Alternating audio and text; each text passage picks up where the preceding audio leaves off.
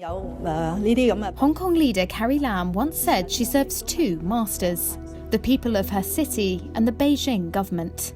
That political room for maneuvering is very, very, very limited. Opponents say it's clear where her loyalty lies after last year's crackdown on democracy.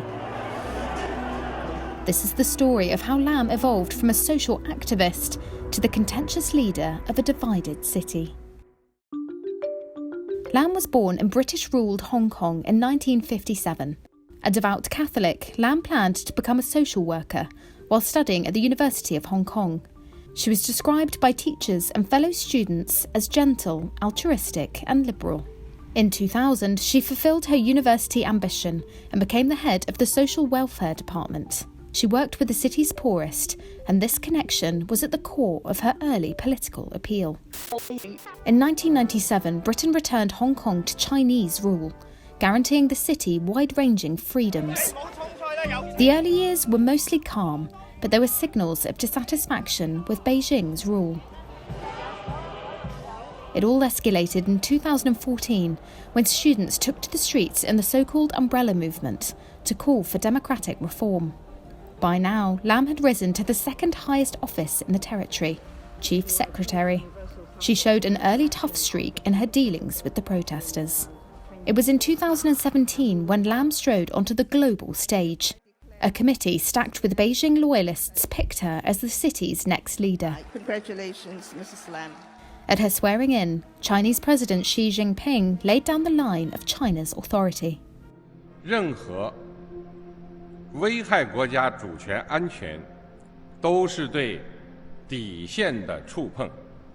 A beaming Lam strolled to inspect a new bridge linking Hong Kong to mainland China, a symbol of integration. Lam insisted to local media she wouldn't blindly follow China's orders, but in the months that followed, she repeatedly stressed the importance of binding Hong Kong closer to the mainland. Hong Kong is part of China.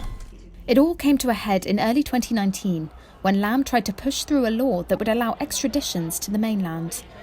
By June, millions took to the streets as she refused to back down. The scale and violence of protests took its toll, as Lam became a personal target and a despised figure for many in her own city.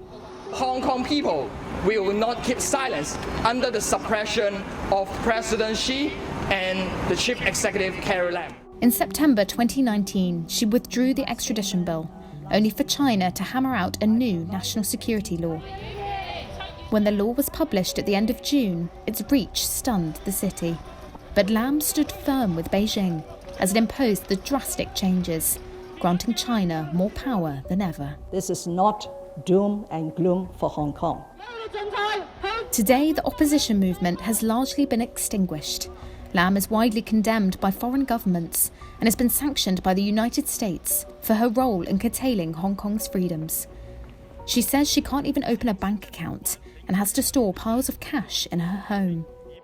Long-time observers say she has become reclusive and almost unrecognisable since she came to power 4 years ago.